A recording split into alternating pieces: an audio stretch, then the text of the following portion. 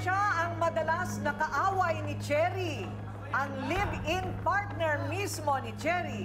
Tado, humarap ka na!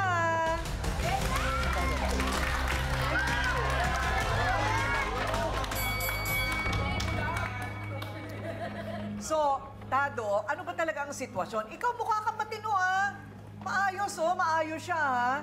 Ano ba ang trabaho mo? Nag-i-bike lang rin po. E-bike? Opo. Magkano naman ang kinikita mo kada araw? Yun, parang katulad po na sinabi niya, 500, hindi pa bababa ng 500 Hindi mababa a ng day. 5. Pag nagsipag ka pa't sinuwerte, baka umabot pa 1,000. Opo. Tsaka yung e-bike po kasi na ginagamit namin is nirerentahan po namin ng 250 a day po. Oo, kasi may kamahalan din ng e-bike, no? Opo. Boundary po, boundary. Boundary. Opo. Pero kung mapag-iipunan nyo, kung sana yung kinikita niya, na iintrega niya, pwedeng pang-ipon na makabili ka ng sarili mong e-bike. Opo, kaya mag-down po. Mag-down, tapos huhulugan mo na lang. Opo, monthly. Ay, nako. O yun sana ang maganda. Ano, o ano pang tanong mo sa Opo. kanya? Kuya Tado, bakit parang hindi ka napapalagay sa tahimik pagka nawawala si Ate Cherry nagtatrabaho? Actually kasi, dati kasi may previous siya, silang magkaibigan. Sumasama po siya dati sa kaibigan niya na sideline. Siyempre, nung... Anong sideline niya? Trabaho ba yun o? Opo, para po sila... GRO. Hindi naman po, para po sila nagre-recruit ng babae, gano'n. Nabubugaw. Nabubugaw. Cherry? Hindi bagay. Di po ba? I-try lang po natin, Ate Coring. Sige. Cherry, totoo ba? Bugaw ka? Hindi. Totoo ba? Hindi po. Hindi ngayon. Pero dati. Dati po. Dati.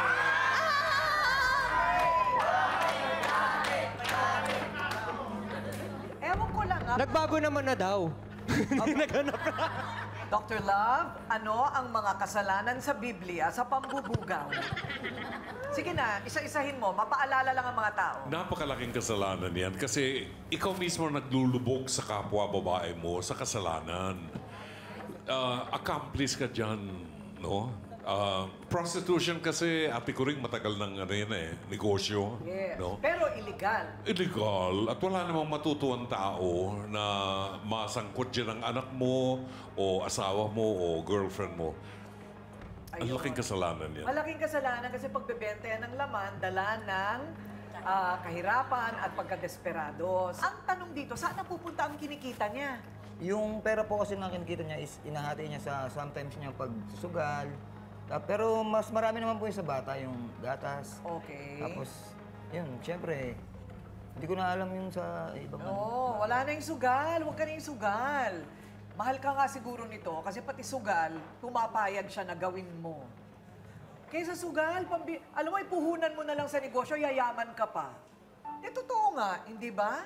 Carol, hindi ka wa? Sandali. Carol, humarap ka na. Sobra kayo, no? Ay, matatapang talaga mga Carol. Huwag kang umiyak dyan. Iyak ka nang iyak. Di mo kaya pagtanggol sarili mo, tapos iyak ka nang iyak sa akin. Kakampihan pa kayo. Punta kayo. Pututan dila ang dalawa. Ewan ko sa'yo. Kampihan ako sa anak mo. Kakampihan pa kayo. O, ako muna, Nay, ha?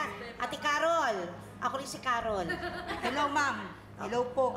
Relax ka lang, ha? Tatanungin kita, ano ba yung alam mo na hindi pa namin alam? Sige nga. Ito kasi, ma'am, lagi kasi itong dahilan sa akin. Kada nag-aaway sila, pupunta sa bahay. Tutulog ako, tatawagin, iiyak. Tapos pareho kasi kami nag-i-e-bike. Siya naman po kasi, ano lang siya nakakabiyaya lang siya pag may nahiram siya ng e-bike. Minsan, hiniram niya yung asawa ko. Kaya nagkakasama kami sa kalsada. Minsan, hindi na kami makakabiyay kasi pupunta yan, magkakasama kami sa isang, ruta. Iiyak. Lalabas lang to, maghihinala. Nanlalalaki. Tingnan mo kanya, mukha pa ba makakapanlalaki yan?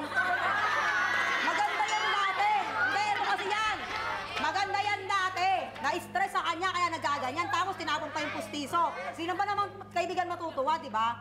Imbis na ang ayos-ayos na itsura ng kaibigan ko, tinapon niya yung pustiso, ano ngayon? Tapos yan pa, paghihinalaan niya, pagbibintangan niya, kung ano sasabihin niya hindi magagandang salita. Siyempre, daday ng daday ako naman, naapektuhan din ako. Dahil alam ko may mga anak din siya.